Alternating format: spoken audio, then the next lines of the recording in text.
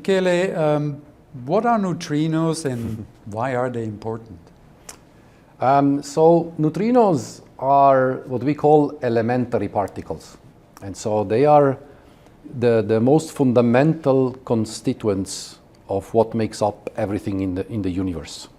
Already early on, one was looking for what these elements are. Of course, one had water, fire, ice, and then we went more into the small atoms. Today we know atoms are not elementary, so they are built up of other components. They have electrons, we call them, flying around. They have a nucleus, and even a nucleus. And then we can look into more and more into the detail. And there we can find that a few building blocks then build up the whole what we can do in the universe. And actually, what you see around us here, it's four such particles. In total, we know then many more. They can be produced, and one of these fours are neutrinos. They were created very early in the universe, even before light was created, when the universe was very, very dense. And since then, they populate the whole universe. They exist in extraordinarily large numbers. There are like billions and billions in every cubic inch of them in the universe. And so they are very important particles in the universe. And they are what we said, we call these elementary. They are one of the fundamental building blocks. And why are you interested in neutrinos? Because they're cool. They are the coolest of these elementary particles. We have, in science, of course, we can't directly see all these particles. So we need technology, as we will see. Maybe I can explain a little bit later. And we build a model of what we think the universe is made up of these particles, and these models we then test with experiments and see whether it's correct. And we have a model, we call it a standard model of all these elementary particles. And we know today that model is not complete. And so on the one hand, what I'm doing in my research is looking for new particles. For example, at the LHC in Geneva with an accelerator, we smash protons, and we look for new particles that are completely undiscovered. But there, of course, we don't know what we are looking for, more or less, but you look for something new that is not discovered yet. While of all the particles we know of that exists, neutrinos are not the least, but the not so much measured ones. And so many of the mysteries that we still have in the universe around could be tied to these neutrinos, where we don't know all the properties. And so that's why I think they're interesting, because it's something we know exists, but is not completely researched yet. There are some of the properties there that we still need to measure. And so we know how to produce them. We know how to, more or less, how to measure them. And that's why I think it's interesting to go after the things we know are there, but we still need to explore. And why are they so difficult to measure and to detect? Because neutrinos almost do not interact. And so what is an interaction? With other, you may know electric or electromagnetic force. That's one of the fundamental forces. You can have a magnet, and then you have a piece of iron, and it sticks to it. And so you have a force. There is an interaction. Gravity is another interaction. Planets, satellites, we can calculate how these things interact. And then there is another one, we call it a strong, which is even more strong, which acts with the nuclei. And then there is an interaction we call weak, and that's where neutrinos are involved. And they interact so weakly that they can travel through the Earth without any problem. They can even interact. We calculated once how much lead would it take to stop a neutrino It's the distance light covers in a year, so it's a light year of lead to stop one neutrino, to stop it. And that makes it a challenge. They are interesting, but how do you measure something that just passes through without seeing it? So there is no way to really measure them. And they interact weakly because they can only interact. They don't have a mass, or they do have, but it's very, very tiny. They are not charged, so we cannot have other force, electron. You cannot see them with a magnet. They don't interact with the nucleus, and so they only have this weak interaction, and that makes them difficult to measure, but interesting. So when we're saying that they're small, by comparison, how small is small? Tough question. Because when we talk about elementary particles, they are essentially point-like. And so, although they could have if they are not elementary, they could have a structure, and then they would have some size. Today, the elementary particles we look at have, independent of what unit, if it's feet or inches or meters, it's something with a 15 zero and then maybe a 1. And so they're very incredibly small if they have any size. Yeah. So if they're so small, how do you measure? Yeah. So we sometimes, even if very, very rarely, they do interact. Okay, and when they do produce other particles that we can see in detectors. And so we have to develop such detectors that can see these produced particles when a neutrino interact. And that's where we are specialists at the University of Bern. We developed over many years technologies that can measure these neutrinos. The challenge is now, as we were saying before, they almost don't interact. And so if you build a too small detector, the chance is almost zero to see something. And so we need to build huge detectors. And huge, I mean, what is big? We build detectors now for an experiment here at Fermilab, where the detectors are in South Dakota. And one detector is 15 meter by 15 meter by 60 meters. We built 4 of them to have a chance to see a few of these neutrinos interacting. On the other hand, when they produce these other particles, we want to measure them very precisely. And so we need to have high resolution on measuring it. And so the challenge there is to build something that has the resolution very finely, but is still very big. Yeah. And we in Bern, we develop a technology based on liquefied argon. How do you build a detector? It's not something that you order on Amazon. No, definitely not.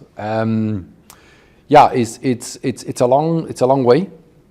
As you say, we cannot just buy these detectors because we haven't completely figured out the physics of how these interact. And so it's not a standard thing, and no one has measured them before. And so we on some degree, we build these detectors by, I was just discussing with Sam before on a napkin. You have an idea and you say, maybe this could work. And so on a coffee break on a napkin, you draw some ideas, and you can say this is what a detector could look like on the very big. But then still the technology is not there to buy it. So you start to talk to engineers. Sometimes they say you're totally crazy, forget about it. But often they like the idea of measuring these unknown neutrinos, and they say it's a challenge. Let's get after it. And then you need bright students, you need the engineers. At the university, that's good. We ask some of the students if they have an idea. And you start with small experiments in your laboratory to build up a little prototype, and maybe you get one aspect of it. And then, wow, it works. So it's cool. And so you go to the next thing, and then you try again. And it also works when you're lucky. And then that's how you know you're on the right path, and then you go one little experiment after the other. Like we did in Bern with a colleague and with a bunch of students. We just had some ideas on this liquefied argon. We built small prototypes, and they worked. Also, what fascinates me there is really you can make these tracks of the particles you produce. You can make them visible.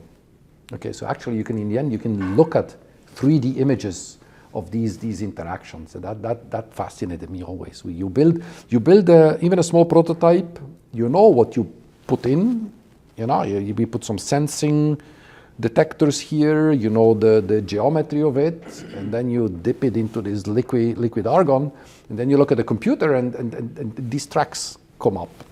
And that's fantastic. It's like who turned on the light? It's like I can finally see these things, and so then you keep developing it.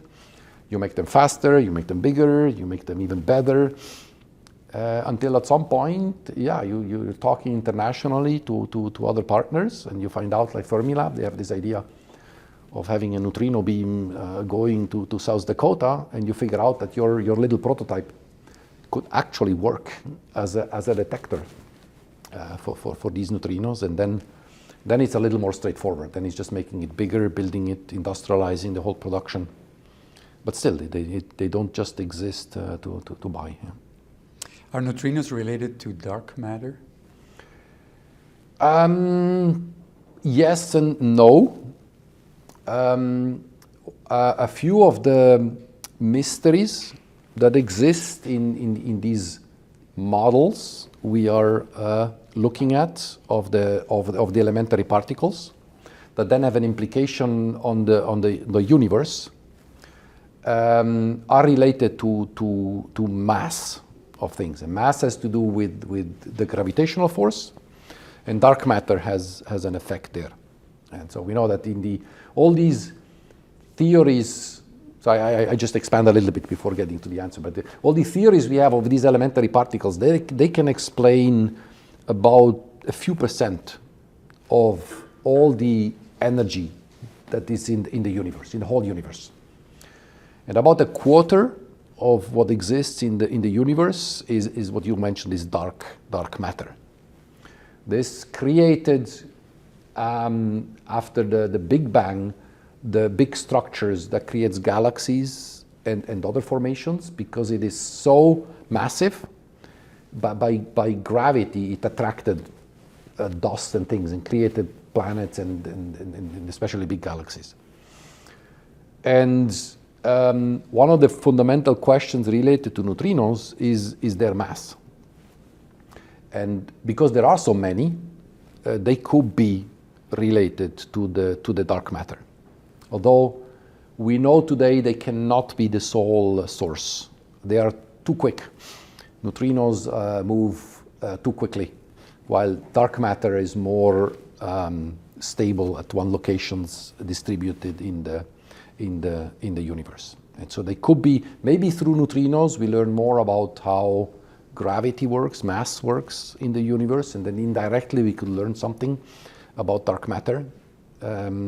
It was proposed as one of the candidates because it exists in so often, but it cannot explain the full dark matter. What I've not said is then there is another 2/3 of the energy in the universe, and we call this dark energy, and we have absolutely no clue what that could be at all. And so with all these nice particles and all the research, we can explain a few % of the universe. And the neutrinos might be a portal to learning a little bit more, but there is a lot more out there to learn about. What important role does Switzerland and the University of Bern play with the Deep Underground Neutrino Experiment at Fermilab? Yeah. And then you mentioned South Dakota is the other part of this experiment. So as I said, we started with a napkin and a few ideas in Bern and developed this technology. And at the same time, we were discussing at the international level where we could do the next big neutrino things. And so the US rather early on said they would be interesting in hosting such an experiment for neutrinos. Fermilab is one of the prime laboratories, just a little bit west of here. And they could produce neutrinos in the laboratory. Right? Normally they are produced in the sun, they were produced in the universe, but we can produce them in the laboratory. And then to measure their properties, they need to fly some 1,000 kilometers. And then we can measure how they arrive after 1,000 kilometers and if they are different than from what we started with at Fermilab. And at both locations, at Fermilab and in South Dakota, you need to measure neutrinos. And it turns out that the idea we had in Bern of the technology is perfect for measuring neutrinos at Fermilab. So as I said, one challenge is building huge detectors. They go to South Dakota. But also, if you want to measure them even more precisely, what we developed in Bern is applicable directly to Fermilab. And so there is this connection, as I say, creating ties between it's a cantonal University of Bern, but a few bright ideas. And then they turn out to be exactly what we need for a big international experiment that's hosted here in the Midwest. The overall experiment now has close to 1,500 scientists and engineers to run it, but we play a quite central role, and there is no other place in the world to do this kind of science. It's not completely true. There is a sister experiment in Japan, but they have a much shorter distance, and so they're limited by some of the measurements they can do. While here, the South Dakota is the one with the longest distance. We don't even, yeah. So explain real quick, how does this work? You shoot particles from Batavia through the Earth to South Dakota, where they are then captured and measured. Is that somewhere in the vicinity of how this works? Yeah, exactly. I'm glad we solved that. So the advantage is we don't need a tunnel. That would be even better. Swiss people like to build tunnels, and so we could build a nice tunnel from here to South Dakota, 1,300 kilometers. But because we use neutrinos and they travel through everything, it's no problem to go through the Earth. It's even the curvature of the Earth is important. So they get quite deep under the surface, even to South Dakota, and they travel through the Earth, and they're completely undisturbed. So this all costs a lot of money. What's the return on some of this? It costs a lot if you look at it as a single cost item. Although one has to put this in relation to such a project like this Deep Underground Neutrino Experiment. So the cost is in the construction of the experiment. It's people needing there and then operating it for 10 or 15 years. And so the whole construction started already some years ago and will last into about 2030. And so overall, you have to distribute the money costs over 15 or 20 years, and it's a worldwide unique facility. And therefore, I think I made some back of the envelope calculation. It costs about a cup of coffee for everyone in the U.S. over 20 years. And so the question is, what would you be willing to invest and not drink one cup of coffee to learn a lot about neutrinos? The return on this is fundamental knowledge, which I think is difficult to quantify. So what is also for us from Bern, taking the plane, coming here to Fermilab, is it worth it for 10 years? It's quite an effort, but it's so unique that it's the knowledge you can gain fundamentally is really important. If you think about problems that we may encounter in the future, in 10, 20, 30, 50 years, an engineer needs to develop something to solve maybe the energy problem, I don't know.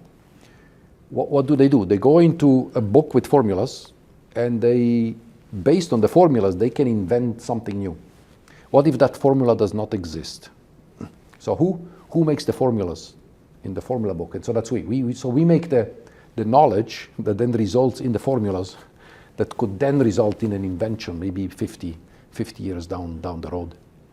If you compare it to maybe Einstein with his photoelectric effect, so he discovered how light photons can produce an electric charge and make a current, which is today the basic of photoelectric power. But Einstein did not invent this to solve the electricity problem 100 years later. He was fundamentally interested in it, but if he wouldn't have done it, today we would not have that possibility. And so the return is in knowledge, fundamental knowledge about laws of nature that could help us in the future. Are Swiss universities involved in other projects around the world measuring neutrinos? Yes, historically in many of them. The CERN had one go to Italy, where we did some experiments that the beamline that does not exist anymore, so there is no neutrino production directly to Italy right now. And then there is another one in Japan, which is also measuring neutrinos. They are not based their detector on liquefied argon, but on water, just water. The advantage there is you can build huge tanks of water. The disadvantage is they don't have these resolutions to look at every event. So DUNE, our neutrino experiment here is still better. But there is a group in Geneva working on the Japanese program. We also worked on that from Bern for some years, but now got completely, I would say, sucked into this effort here in the US, which I think is for me. I'm interested in looking at these events and studying the neutrinos. That's what fascinates me. So I think that's the cooler, is the more modern, it's the more innovative technology. That's an advantage of Swiss universities. The ideas that come up, we're funded pretty well on doing these little prototypes that then nourishes these developments and finds the applications. And so that's a good link. I also like to open it up to the audience for some questions that we have for Professor Weber. Sam? Thanks so much for coming. Can you speak a little bit on kind of the history of our knowledge of neutrinos, like kind of when they were discovered, how we figured out what they were, and how they may have reshaped our understanding of physics and the way the universe operates? Whoa. So initially neutrinos, that's another physicist from Switzerland, Pauli, was studying radioactive decays. And he was making some energy balance calculations. And somehow it didn't turn out completely. So we were saying, fine, if something decays, the energy is conserved. Then he was measuring the energy he could see, and something was missing.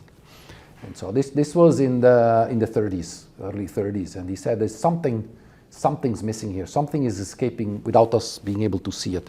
And so he postulated a particle that must exist that just takes this energy away. And it took until into the 50s to then find and detect these neutrinos, just because we did not have the technology to build, to really detect them and see them. They are also produced in nuclear reactors. So it helped that people invented nuclear energy in the meantime, and so they could produce neutrinos, so that we could measure them. Then it was rather quiet for a while until we discovered something very interesting, which I've not been talking about yet, but that's also one of the main reasons why we do these long experiments with long baselines, is that neutrino is a prime quantum mechanical system. There are multiple types of neutrinos, and they can change from one type to another. And that is explained by quantum mechanics. And it's not because they really change, but in quantum mechanics you can mix different type of particles that appear with some probabilities.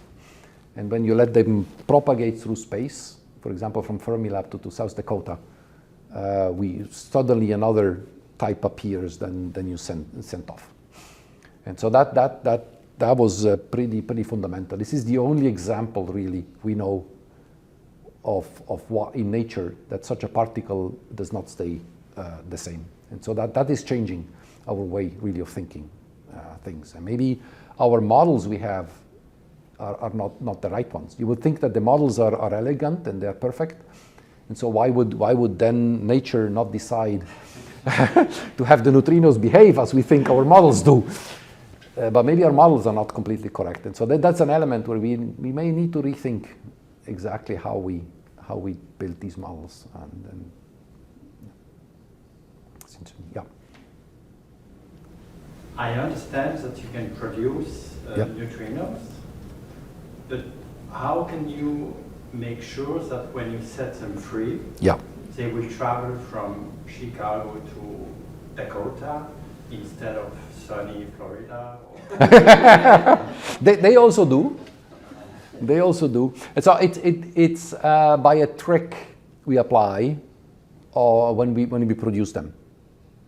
And so when we produce the neutrinos, we shoot a beam of protons on a target, and then there are other particles produced, and they fly. We direct them towards South Dakota. These particles are themselves not stable, and they decay, and in that decay they produce neutrinos. And it is by pretty lucky coincidence that then these neutrinos take exactly the direction of the original one, but just because we shoot them in direction. They do go in other angles too, but mostly in the same direction. So once they have taken a direction, they don't change? No. Okay. Well, it's to change, they would need to feel something around, right? You would have to have some force, but because they don't interact, they don't feel anything. And so once you send them off in one direction, they fly through the whole universe. Okay, thank you. Sorry, another question? Sure. Is there a way for you to motivate or to force them to interact? No. Okay. So we cannot turn a switch and tell them now you interact more. They do interact more if you put more material in front of them. Just by putting more material, you can see them. So we need, the denser our detectors are, the better. And so that's why we use liquefied argon and not gas argon. So you get a factor 1,000 in density by being liquid. A heavier element would be better. Xenon would be pretty cool. It's just a little too expensive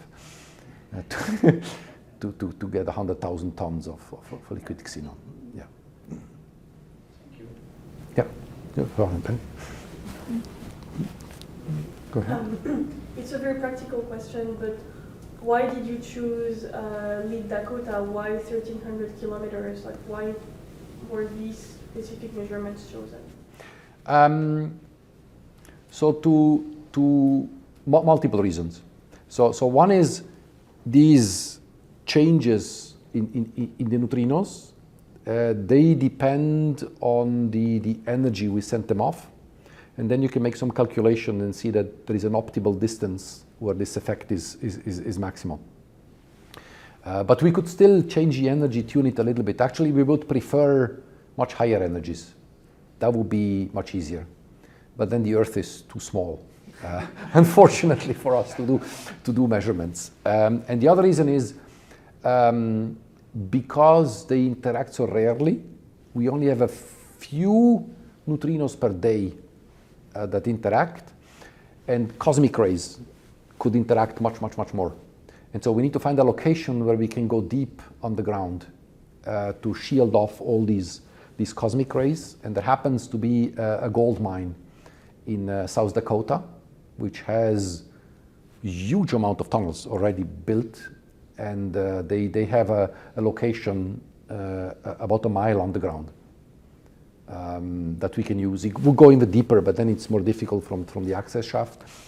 And that's one of the earliest neutrino experiments were already done there in that mine, in that gold mine. It's abandoned, and still now we have to carve out a little more volume, and then we can use it there. But that's the reason to choose it. It's a location where we already have an existing gold mines we can access, and it fits from Fermilab on the distance. And we're doing other neutrino experiments in towards the north. There are already some on the ground, but there the caverns are not big enough that we use for doing it. Philip had a question, then Hema. Yeah, wonderful discussion.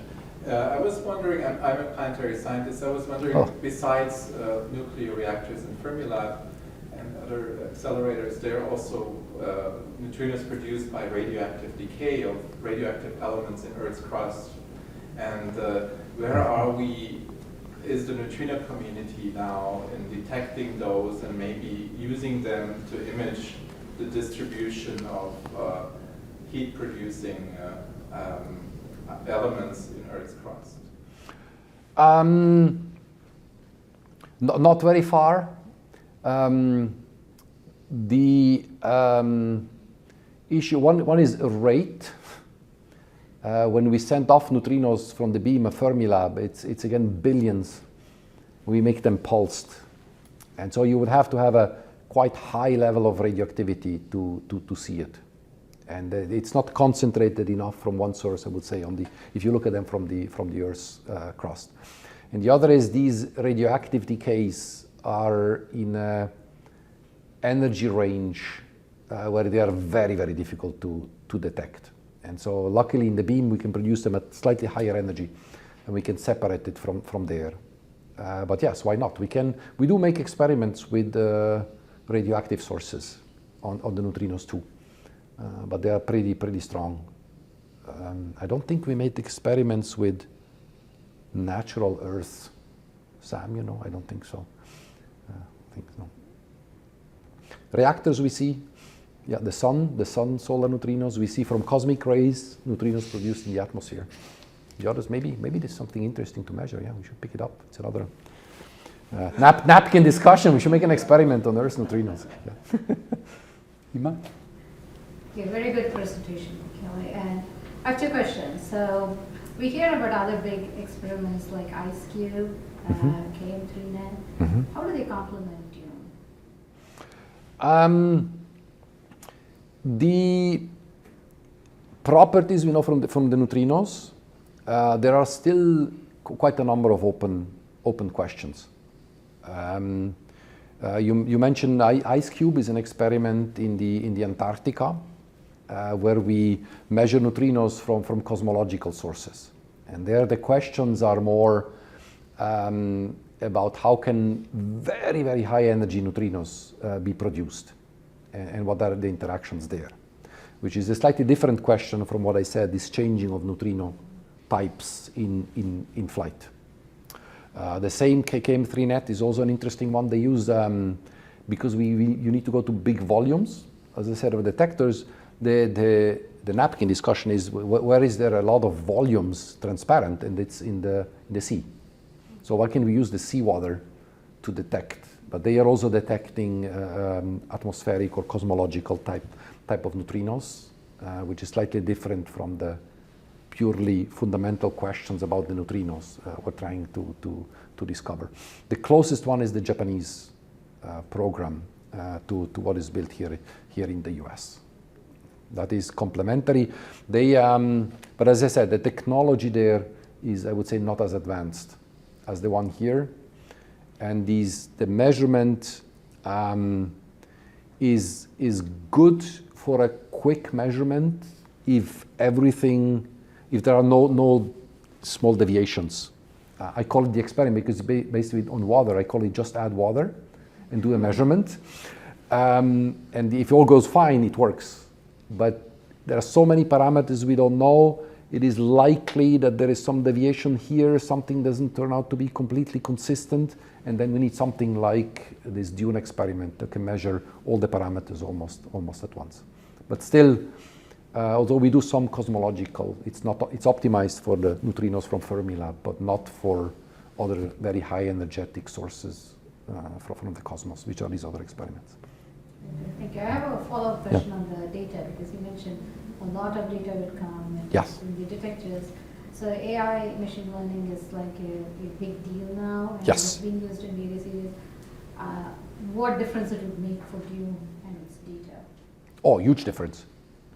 And we are actually heavily using it, especially on image recognition that we developed with Sam together here on an earlier experiment. If you create these 3D beautiful images of these, how a neutrino interacts, but then you want to know exactly what it was.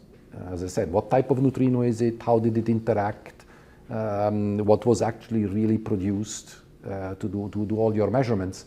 And image recognition tools and AI can make a real difference.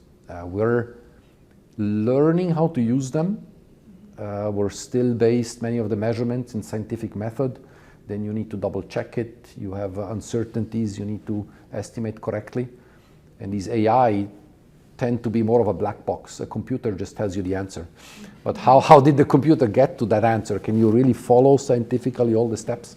But we're learning how to deal with it, and it's making a really big difference. As an AI can recognize your cat or yourself or face recognition images, it can start to recognize our interaction. And we're about at the limit where it can tell us something about the physics too. We're right there. Our analysis that we do now base it on the models we have, and we try to find different types of particles because we know how, we think we know how they interact. And there have been examples where the AI proposed some type of interaction. It turned out to be the one we knew, but who knows, maybe at some point it can propose us new ways to look at things. It's very interesting, yeah, definitely. If I may ask one follow-up question. Please. Thank you. You mentioned that you try using various methods. So how many prototypes have you done so far? Because it's such a big experiment. So. Countless. Countless. So some worked, as I said, and then you follow that path. Some others didn't work that well. Many though, I don't know how to count them. We do several every year, some ideas where we can follow on things. So it's really been, I'm working on these detectors since about 2007, so it's been over 15 years. And I would say several prototypes per year. We try some new ideas. And then you communicate, even though it's a cantonal, you would say not too big University of Bern, but still we had collaborations with Berkeley Lab, with Fermilab, and they too do some prototypes, but it's many dozens of trials. And sometimes the failed ones are even more interesting than the one that worked, because you try to figure out why it did not work, and then you learn how to build the next one. And the ones that just work are the strangest ones. You just turn it on, you flip a switch, and then you see the event, say, oh, it works. Why did that happen? Well, Tom? I have a very practical question. Sure. You mentioned that you're working with about 1,500 scientists, probably around the world. I'm an architect, and we sometimes deal with, 35 people, and it's very hard to get them to agree on anything. How does that, in the scientific field, is there a management component to that, or is that works? Do people somehow all agree that you make decisions based on what? Can you talk a little bit about this? Yeah, there is management structures. There is, to some degree, professional management, because money is given by funding agencies, and they have their own management structures. And some others is done by physicists, us knowing how to deal with such big projects that go into the multi-billion. And then, I mean, in the end, the group you work with is again, as you say, is 10, maybe only 5 people, 10, 20, 30 people, and then you just go by separate hierarchies. And then there are people managing different groups of 10, 20 people, and others managing groups that manage hundreds of people, and then you get to decision making. But in the end, it's to some degree also democratic. Sometimes really there are conference calls with 600 people on the call, and you take a decision by consensus. That works. Almost everyone in the end understands the big picture and many of the details of other things. But of course you can't have all of the 1,500 understand exactly all the details. Which also makes it interesting, because it means that then you have specialists like you would have in another big projects for every little aspect of it. Hierarchy, I think, is the answer. You build from the small and the big. Yeah. Well, one interesting thing is that I find interesting is there is an academic hierarchy, like a professor and then a postdoc and then a student, that of course plays a role. But sometimes these are completely inverted in the collaboration organization, because you may have even a PhD student, by what he did over the last year or two working in a prototype in our lab in Bern, is the top expert for something that happens at Fermilab right now. We're just installing a prototype, and he guides a team of 10 professors. So that can be. So it's not like as hierarchical by academic structures, it's by knowledge and by experience. But yeah, and then you build all these teams and you get together, and sometimes a year we have big, what we call full collaboration meetings, where we, sometimes in person, but often also virtually, you meet. And then you build up the whole structure. Well, it was very fascinating. So please join me in thanking Professor Weber for this great